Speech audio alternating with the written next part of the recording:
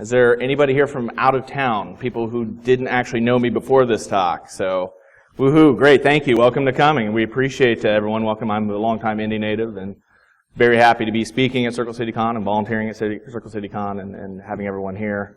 For everybody else who showed up, thank you as well. I know I got a lot of friends in the audience, so thank you.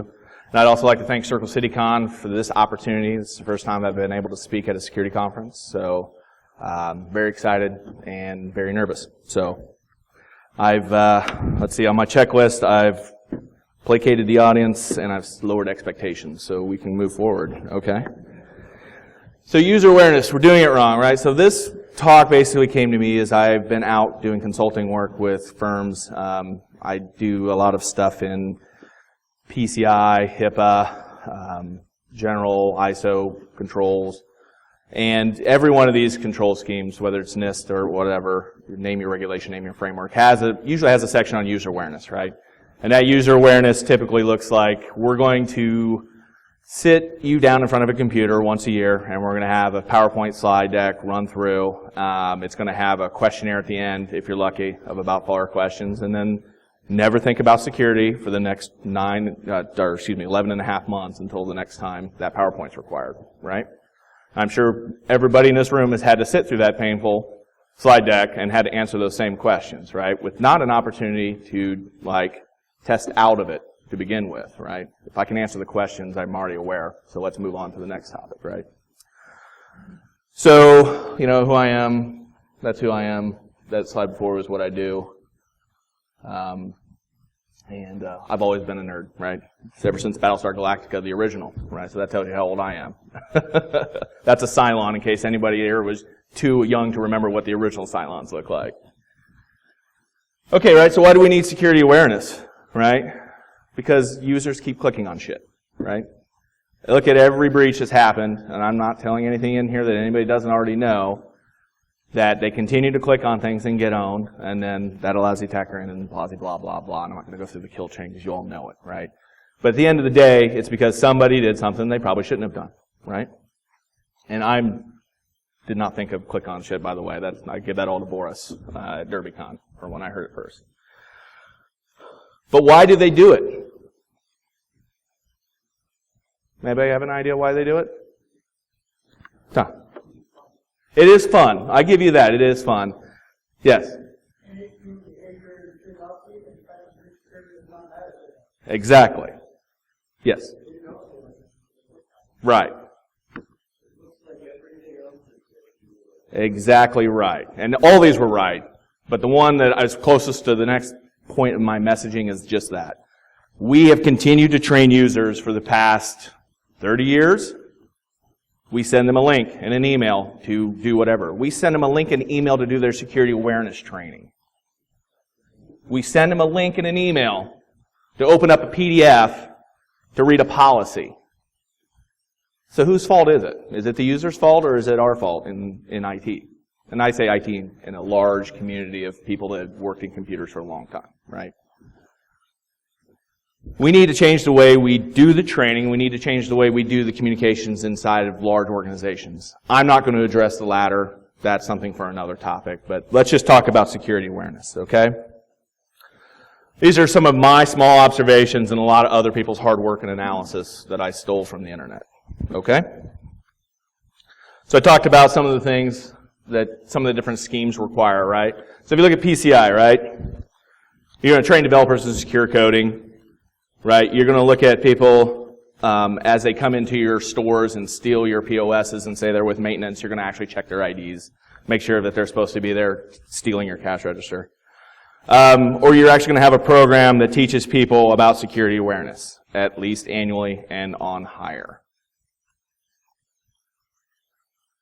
This is even better, HIPAA, right? So this is my go-to. This is one I've been around with for the longest. You know, we're going to have periodic. And everything's periodic and reasonable under the law, so that means you go ask your counsel, how often should we do it? And they're going to say, yearly, right, as the risk dictates, right? So you got to do login monitoring, got to do, hey, malware is bad, and you got to have strong passwords and don't share them, right? And then should be given whenever environmental or operational changes, when anything happens, right? And operational environmental, unfortunately, doesn't mean when the risks change outside your organization, when threat intel tells you that things are changing. It just says when you make a change in the way you do business in healthcare.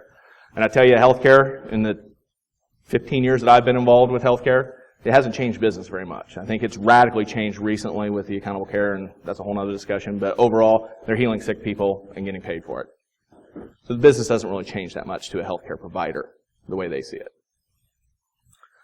So ISO, right? Everyone's going to know the policies. We're going to have a policy in place. Ongoing security training should be about the requirements, legal responsibility, business controls, and the correct use of this stuff. Nothing in here about threats that are currently occurring outside your environment, inside your environment, incident response, feedback loop, nothing like that. Rev 4, the 353, and this is the last one. I know everyone's getting bored to death of compliance, right? But that's what's driven these programs. So that's what I'm trying to make a point here. So as part of training initial new users, when required, and when there's change, frequency decided by the organization, right? But here's a little control enhancement, right? We'll include practical exercises in security awareness to include actual cyber attacks.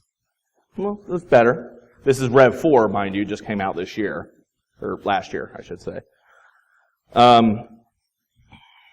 Organization includes security awareness training, recognizing and reporting potential indicators of insider threats. So they actually look at an insider threat too. And here I was kind of excited. I saw, hey, they're going to have roles and responsibilities. So actually might look at what users are doing to determine whether or not they should have more training or not. And then I got down and realized, they're talking about security roles, right? So it's the same thing. I in security have to be trained on how the security program works, but nothing really addressing the individuals. Now, maybe you could wrap it up and say every individual in your organization has a security role, so they should have more training, or if they're an administrator or have privileged access, right? So all this leads to, right, all compliance driven a lot of times. It's usually annual or periodic, and it's checklist driven. Did you understand the policies and procedures that have been explained to you? Do you understand that you're being held legally liable for whatever data, blah, blah, blah, blah, blah, right? It's all CBT or fire safety, so if anyone's ever been in a large facility, like you've had to go through the training for that's in healthcare, I had to learn how to be safe around MRIs, right? I can't bring metal tools into a radiology suite. I'm sure there's similar things in every one of our organizations. I've also been through, shelter in place for chemical safety and things like that. But that's the kind of thing it's driven. It's driven on cybersecurity, security awareness. It's just going to be in order to keep the organization safe or be compliant, right? It's stale, never changes. It may get updated once a year, or at least reviewed once a year, never really updated. They try to explain the security policies, right? And God help you if you're trying to explain security policies to people, right? Because if your policies are so complex that it requires you to actually have to explain them again then in training, you need new policies, right? Policies should be simple and easily understood. And I know compliance makes that very tough. Don't get me wrong. I respect people that can write policies that can both meet compliance and be explainable. And then all these are always taught at the same level. Every user gets taught the same information at the same level, regardless of their role in the organization. The only exception to that typically is when I see developers are trained in secure coding practices. But typically, that's the only ones. So, I know my information said we would talk about some of the latest research. There's not much latest research. There's this research and then there's some newer stuff I'll talk about here in a minute. And overall, this is an area that's such a huge problem, as we've seen from the breaches that we've seen, but no one's researching it. I think the last research, you probably all saw it as well, is the fact that users, when they're faced with the same box, giving them a security warning, and if that box looks identical to the same box they clicked on last time, they're a 90% chance of just clicking, please continue, allow, go on, submit. I submit, right? That's been probably about the only one that I've seen recently in the news, and I try to keep track of this obviously for the talk. So there's not been a ton of research in this. So in 2010, Dr. Quagliata, she was out of the University of Fairfax. She's got a psychology degree, but then she also has, she's interested in information security. Fortunately, she didn't get the funding she wanted from doing this little small project. This small sample set just looked at 133 ISOC members, right? She was looking at those 4 things right there. Right, the effectiveness, the frequency, methodology, and topics. So I don't know if you can see here. Basically, they looked at everybody in a large group, and they wanted to look at people that either agreed or strongly agreed. Okay, so that gave them the people that had a positive sense about their information security program. How effective was your organization at protecting the data? That was the essential question. Okay? Now these slides are a little harder to see, but you can see strongly agree, less than strongly agree, and then for the total. So strongly agree at the top there on the far left, right? It says once a year, right? More frequently is just below that, and I think that's not because there are more people that are secured with the idea with once a year is good. I just don't think there's that many programs out there that were doing more than once a year in 2010. Okay, so this data might be skewed a little bit. So the first one was frequency, once a year. Training method, if you're doing a combination of methods, you were doing your basic CBT, all methods, policy and procedures only, blah, blah, blah, as it goes down the list. And you can find this all on ISACA's website, and it's free and open source to look at. So, and then the last one was basically, how do you track those users? Are you doing electronic sign-off? Are you having them sign a document and submit? Are you just having them click a button? Or are you just taking their word on it? So at the end of the day, right, at least annual training, more would be better. Multiple methods are better. Hold users accountable for not training, and teach varied and relevant topics. That's what her small sample set taught her. So there's a research firm out there called ABERDEEN who looked at some of the larger IT organizations that were considered effective. Top performers versus lower performers over 4.5 years.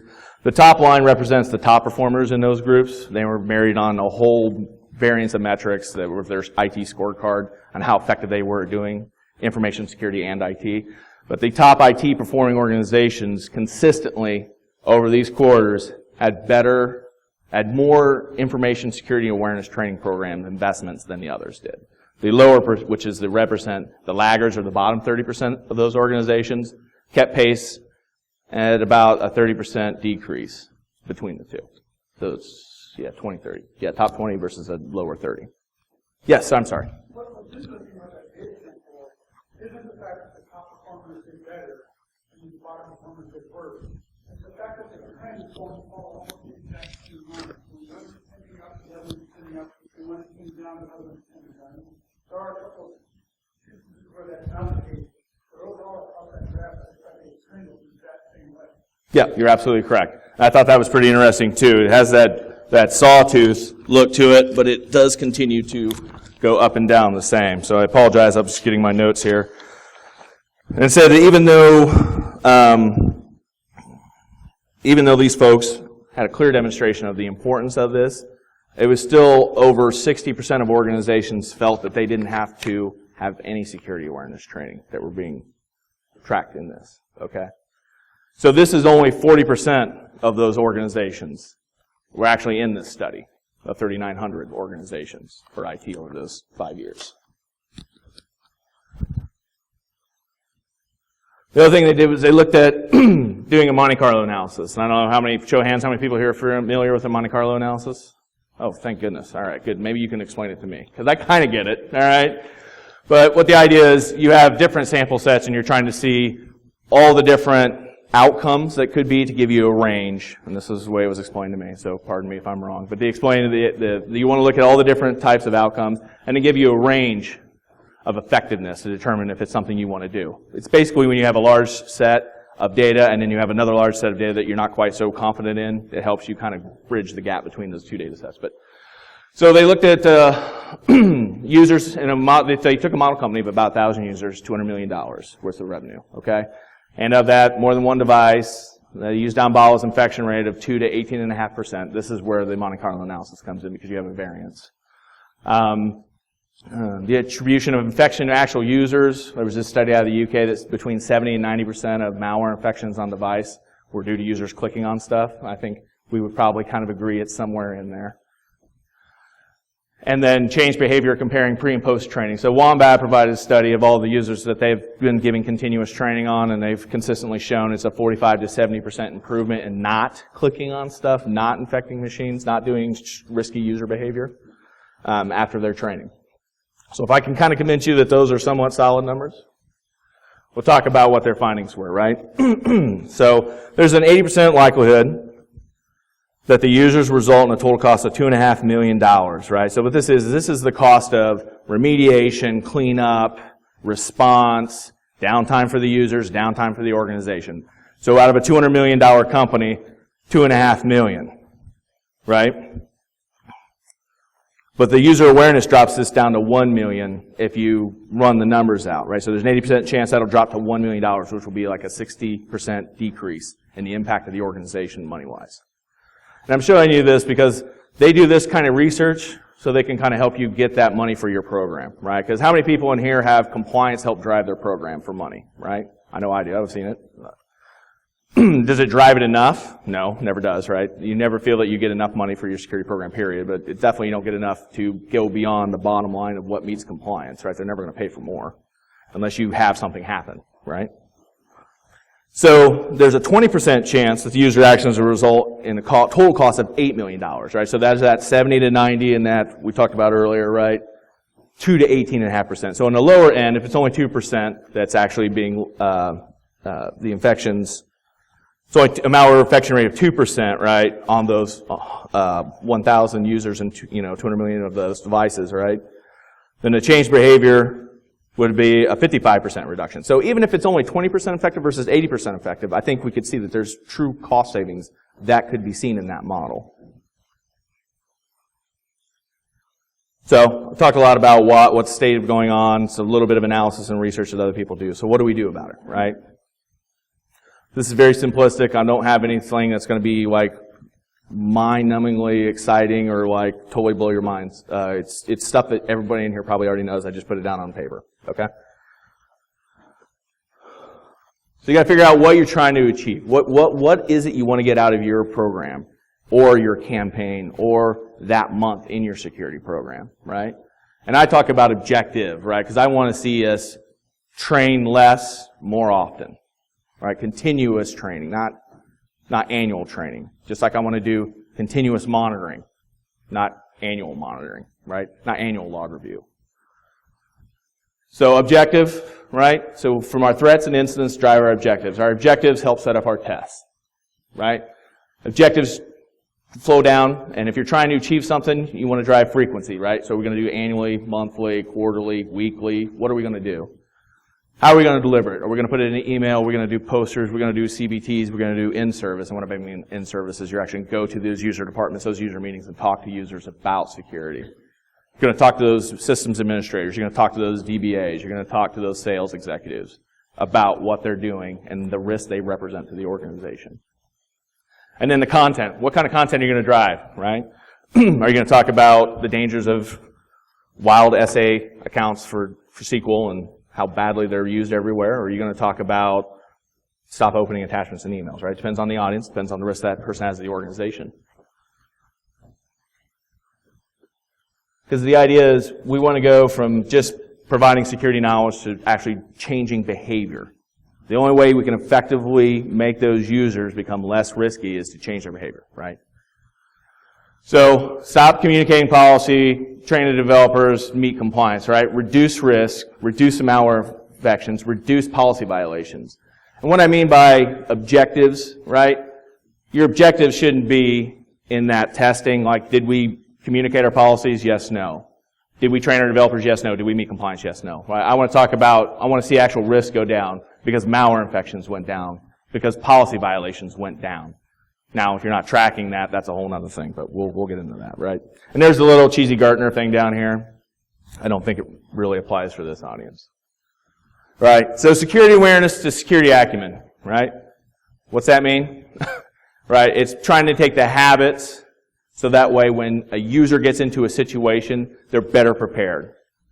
And if you've ever heard Jason E Street talk, basically this is exactly what he talks about, right? He talks about taking users from knowing the policy to actually being able to affect change in the organization. It's going from, do not click on links on emails from untrusted senders because every user knows who an untrusted sender is, right? To actually being able to evaluate the trustworthiness of that sender. To understand that maybe I need a second factor of authentication. Maybe I should pick up that phone and call them and say, hey, did you send me this PowerPoint? Did you send me this PDF? Right? This is pretty simple. Like, what are all the different methods that you want to look at? And people laugh, people talk about posters, but I tell you, a funny poster, just like a funny presentation or a meme, I'm sure we've all been in talks where you get in there and stuff kind of drives the message home. It's a lot more fun. It works. You know, if you're trying to affect passwords and password policy, right? Great. In service, you want to talk to users, you want to drive security awareness. There's all sorts of things out there from the FTC, there's stuff from SANS, there's all of these things that are about securing the human. You can share that kind of information as well and repurpose it, right? Make it personal to the users, so that way they can take it home and apply it to their family and their situations, right? Because CryptoLocker is hitting everybody at home, right? I'm sure we've all gotten the call like, hey, can you help me figure out what's wrong with my machine? I've got an infection, right? How would you like to be able to sit down with that person and be like, hey, this is what you need to do. Stop doing this, stop doing that, right? Emails are effective. Newsletters are effective. Just don't put them in the link and don't put them on a PDF, right? Because put them in the body of the email. Make it plain text. I know it's boring, but you can put some images in there as well. I love this. So how many people here are familiar with the Standards of Conduct Office? Okay, so DoD takes everybody who gets a credit card or has any sort of budgetary power and runs them through this training.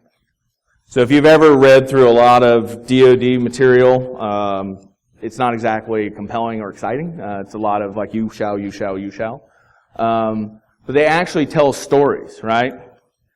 They looked at this and said, every time there's an incident, let's make a story. And that story will drive a part of compliance. It will drive why we have these rules about why you should not have, why you're trusted, and when you violate that trust, how bad that looks, right? So when a general gets on a plane and he goes with a defense contractor to Aloha for 3 weeks, all paid by the defense contractor, right? And then it comes to find out that he then later on provided them first spot in a proof of concept. That's one of the stories that's told, right? It's not, you shall not, get any gift over $25. You'll have to report and pay for yourself, blah, blah, blah, right? So tell stories. And then talk about how real actions led to real consequences. Because you can go and talk about the breaches, which is fine, but you need to be able to make that connection between what that user did and all the way through the kill chain. What that user did, what that led to, what then that information was able to get that attacker, escalation of privileges, and the exfil of data once they found it, right? And then don't quote policy that no one bothered to read in the first place. Okay, if your security awareness program is, we're just going to go ahead and show you the same policy that you were supposed to read when you first joined the organization, which, by the way, hasn't been updated since they wrote it as well. It's got things in there about logic bombs and why you shouldn't use a fax machine, which I've seen in actual policies. Don't quote it. So risk-based, right? We risk-base our information, right? So we do data classification. We do asset classification, right? So we look at the assets, whether they're data or they're devices or systems, and we see the data that's inside them and give that a risk rating because it's valuable data, right? Why are we not doing the same thing with users?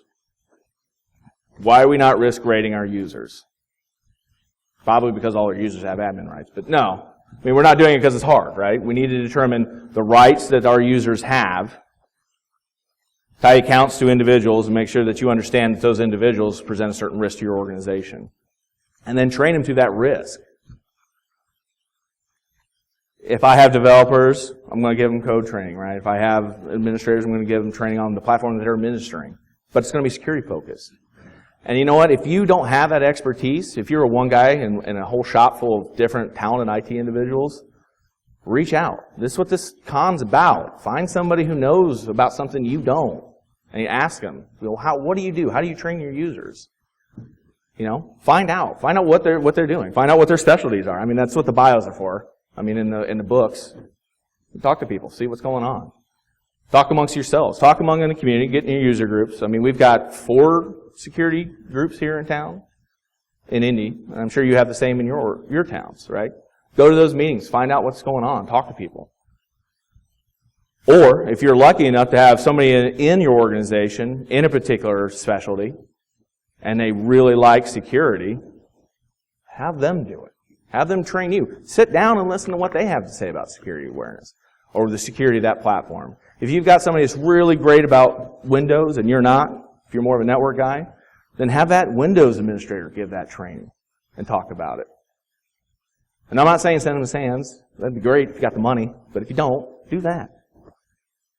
But you should be at every one of the department meetings, right? I understand if you're a CISO, probably not easy. But if you guys in this room are in the trenches, like I think you are, like me, right? Or I was, you're going to be at those meetings. Hear what's going on. Ask them how it's impacting security or what they think about it, right? I really drove that home. Wow. Okay. Oh, so yeah. Let's talk about, what they do. You know, if they got web-based email, right, they need to be understanding of the dangers of giving up their credentials and then having their emails boxes emptied out, right? If they got a mailbox size over 100 meg, God only knows what kind of data is in there, right? What kind of spreadsheets and embarrassing information is in there.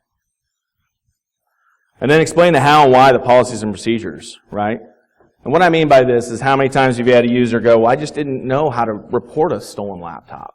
I didn't know who to talk to. Like, it's been gone for 2 weeks. What do you mean you didn't know who to go to? Well, show me on the website where I needed to go. And it took me 15 minutes. I couldn't find it. Right? Because I wrote it and I gave it to somebody who then gave it to somebody else who was going to put it on some page somewhere. Did I go look and see where it ended up? No. And then it wasn't until then. Now, by golly, I made sure it got after that it was very apparent to everybody and management to every end user where they reported a stolen device.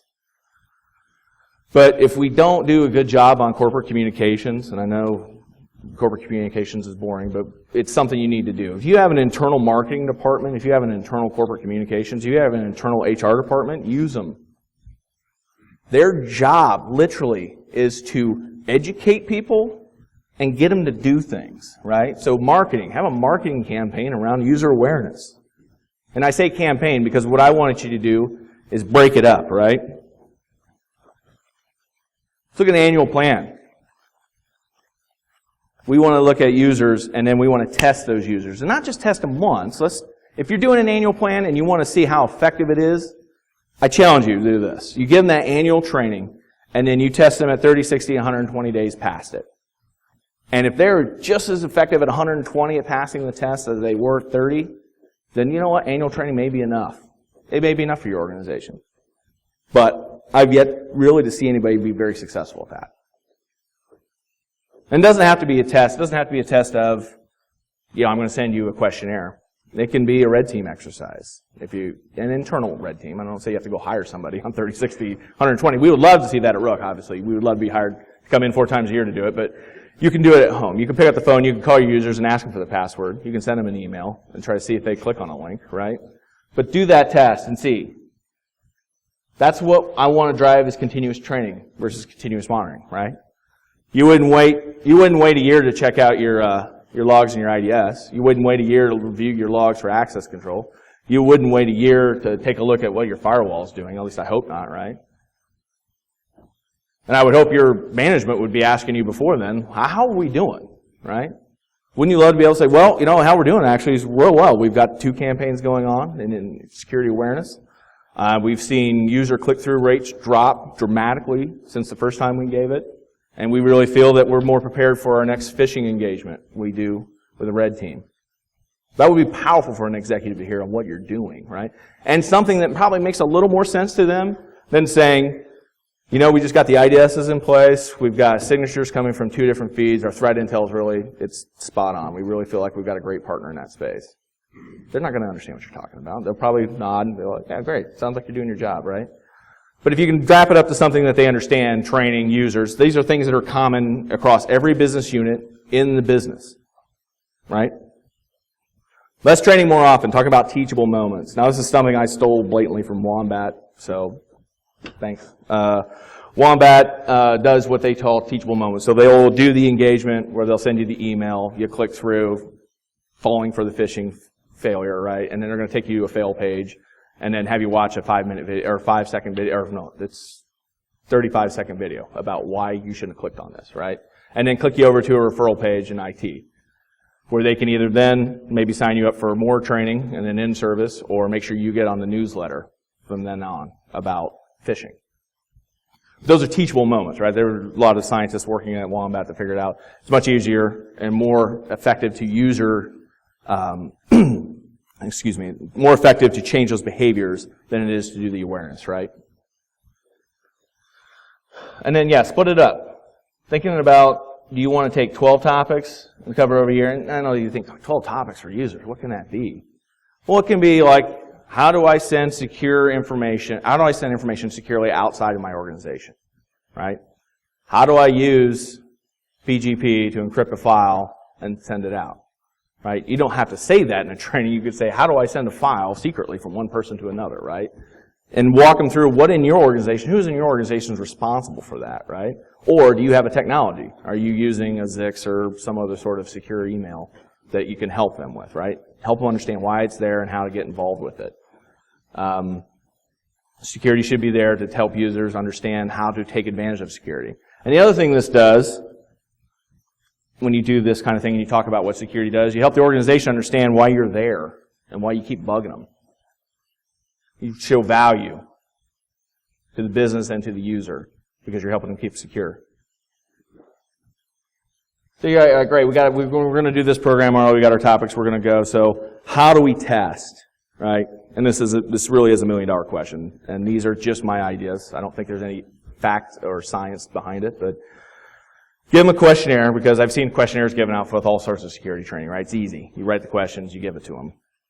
Don't give everybody the same 5 questions. Don't give the same 5 questions every time. Get a bank of questions. And I know questions suck. It's hard to write them, but you can do it. Just sit down for an afternoon and do it. I've done it. But give them an option to test out, right? Don't infuriate everybody because they have to have the annual training for compliance, right? If they understand the risk and they understand because your user awareness training is working, let them test out. It still demonstrates that they know what they're talking about, but that's where you can't have the same 5 questions every time, okay? Do a phishing exercise. You can do them on your own.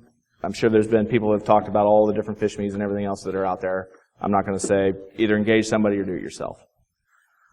Limited scope pen test, red teaming. Figure it out. Call up your users. Pick somebody that's, maybe have failed in the past, or are particularly risky to the organization, or have way too many privileges for the systems than they need.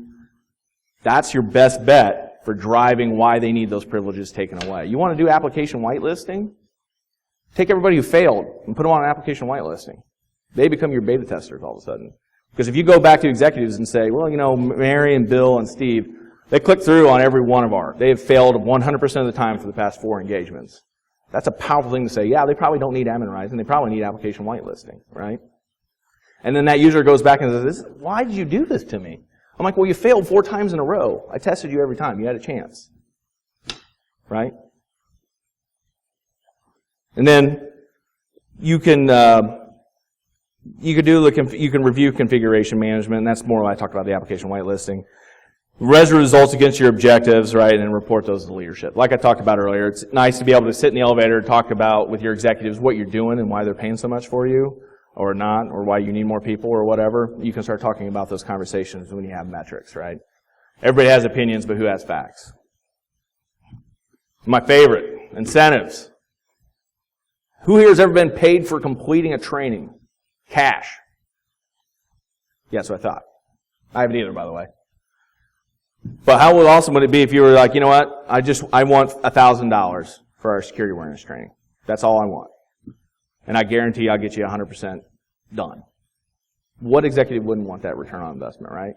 If I had $1,000 to hand out for the first person to take the exam, got $100. Next 5 or 50 or how many people you have, they get it in drawings for $200, right? Maybe you get some cash bounties for reporting a security incident. If they get a red team, the first person that calls in your red team engagement, they get a bonus. They get a card. They get something, right? Maybe if you can't give out cash at work, maybe you figure out some sort of other initiative, right? You give them a button of the week or whatever, right? You give them something. There's got to be something in your organization that recognizes employees. How are we doing on time? Okay, all right. Sorry, I just heard applause next door, so then I got nervous all of a sudden. We talked about make leadership, add it to the work goals, right? This was always my favorite. Well, your goals say that you're going to participate in training. Security awareness is training. So if you don't meet your goals, right, you're not meeting goals, you're not doing your training, right, you fail. So make HR work for you. Now, I don't like that they hammer so much as I like, the honey. I'd rather give them some incentives to do it. But if you can't get the incentives, then at least make sure it's part of your policy, or part of the goals for the organization. Because I guarantee you in security are working for HR a lot, right? How many times have you been asked for a report on a user's behavior? I know I have. How many times have you been asked to shut down somebody's access Friday at 6 p.m. when you're ready to go home, and then sit there and wait to collect all their stuff? Make them work for you. Make them work for you. Make them track those users, and if they've met their compliance, and if they've met their training requirements, right? And that's what I say, go back to marketing, right? That's our whole job. Get somebody up higher to say, well, we can't engage a firm, or we can't hire somebody to run security awareness training. I was like, well, if you could just give me somebody from marketing who knows about marketing campaigns, and I could sit down with them and put out together a communications plan for 12 months about these 8 topics I really want to cover, these 12 topics, these 6 topics I really want to cover in security. They're going to drive metrics. They're going to drive those incidents down, right? Then follow through. Whatever you do, please don't make the argument to the executives and then 3 months into it just gets too hard. You got to go back to the executives and say, I can't do this because X. I can't do this because you're firing too many people and I'm constantly having to do changes and moves, right? Or whatever it is. With whatever resource is constraining you, if you've proven the value and you've gotten approval to do it, don't give up. Because you want to have effective change. You want to change user behavior, right? And don't let anyone perceive that you don't take it serious. Because that'll kill a security awareness program faster than anything you've ever seen. Now, we've all had the wall of shame where you put up the tickets of every ridiculous thing you've seen. Desktop guys do it everywhere. You've had all the jokes go around about the bad things that users do. That's what these security conferences are for, right? We get together, we drink, we complain about users. But when we go back to our businesses, be serious, right? Show passion. And the passion I know you all have. That's why you're here. Oh, I went the wrong way. So in summary, right, let's talk about the 3 E's. And I stole these 3 E's from Jason. If you picked up on a theme here, it's all about thievery apparently. So Jason talked about when he goes in and does an engagement, he does educate, he does the empowerment, and then he does the enforcement, right? So what he does is he gets an organization to bring him in to educate, right? So then he feels that he gives the users the tools to make them empowered in those situations to make the right call. In his engagements, typically with social engineering, it's be forceful enough to say, maybe I shouldn't open that door for the guy with packages in his hand, or maybe I should ask him why he's back here behind the counter working with the computers, or I should ask him for an ID or something, right? And then enforce. You got to have a sanction policy. As much as we try to entice people, as much as we try to incentivize them, there are folks that are not going to get it. And you need to have a policy that says if you don't, then you have things that happen. There are bad consequences to bad behavior, right? That's the only way you can force behavior change, sometimes with some individuals. You need to say, and I'm not saying the sanction policy needs to be you're fired if you get phished, all right? I'm saying that maybe you go to the bottom of the computer refresh file, or maybe you get application whitelisting. Maybe you lose administrative rights. Maybe we take a look at what applications are running on your machine and exactly what you're doing. You become in our premier group of people that we monitor, right? Whatever it may be, right? Think of something that's going to have consequences. And then my last E, which is enrich, right? Incentive. So I wanted to take Jason's 3 E's and put it into this kind of context. I want to add enrichment on there because what I want to do is incentivize those users if I can. And that's it. Does anybody have any questions? I know I kind of covered it and went all over the place, but if you have any questions, I'm happy to hear what you have to say. Yes? You mentioned that obviously there's a wide variety of different setups that you can get, different tasks that they might achieve. And one of them, I think, is top of the list, although obviously someone has to use it, right? Right. One, if the first person is going to complete all the training right now. Right. That, kind of gives way, people going, oh, right. Now, I think you have to, you're absolutely right. So there's going to be, somebody's going to game the system every time, right? So I think what you got to do is you got to set those rules for success, right? So successfully, what I mean by successfully complete, meaning that they're able to pass the test. Whatever that test may be, right? Whether that's a questionnaire or whatever, right? If it's something like that. So if it's you've got to kind of figure that out. I agree with you. That is definitely a vulnerability that I had not thought out a lot, but you're right. There's going to be those people that would take advantage of the system. Do you have any ideas on what you would do? No, I mean, clearly you're saying that Right. clearly would want to do that. You want to do it. Right. But at the same time, you know, you've already previously run into that, you know, some of the sales force people start, Right.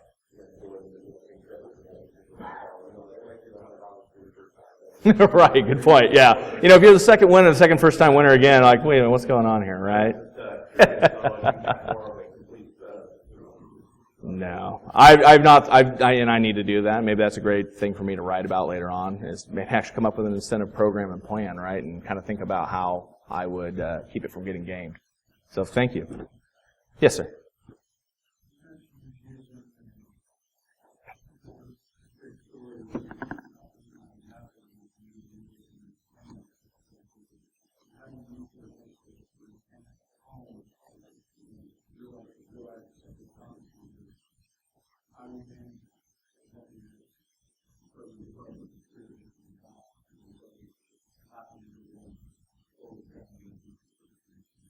Yeah, right. So, and if anyone heard the question in the back, so basically it's like, how do you keep real stories with real consequences becoming FUD, right? And making everyone super paranoid, right? I think a little paranoia is good, as I think you all agree, right? We're a little too trusting at times, our users especially. But you can't let it get in the way of doing business, right? That's a good question. As I think about it, you know, yeah, Tom, do you have a comment? Please.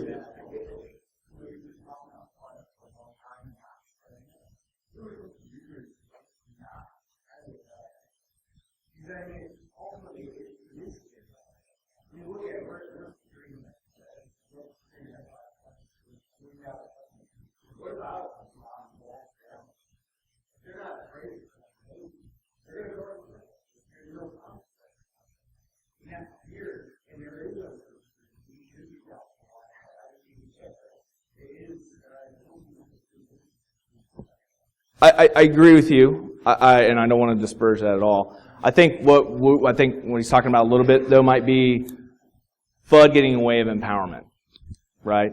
Because we kind of want to make those users, we want them to be thinking, right? But then ultimately we need them to take an action, because if their actions call Tom up every time, like, you know, Grandma has Tom, I've got a link here I need to click, right? That's going to make your day go really slow, and it's going to make that loved one never get anything done, right? I agree. Right. As you can see in this room with a lot of people with a lot of different opinions, yes, sir. Yeah, please.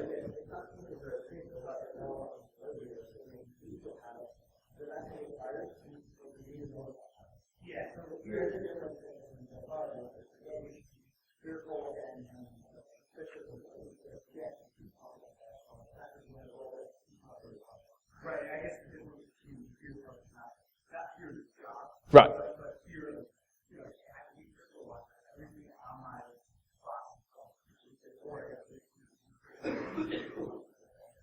Right. So that storytelling, though, yeah, it can be. I think you gotta. It's hard to do in a small organization, right? The federal government can do it, right? Because not everybody knows everybody.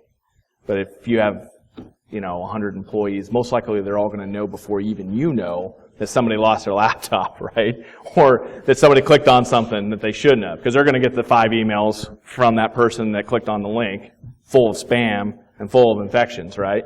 So it's harder to do in a small organization. I don't want to say that. I don't want to paint that as this is scalable, because it's not. But maybe you can figure out if there's some way to share that, like at these events, right? Or get a little creative writing juices going and write up some incidents that are much like what you've read or heard about or discussed with other organizations. Any other questions? Comments? Bull crap? Anything? All right. All right. Thank you, guys. I really appreciate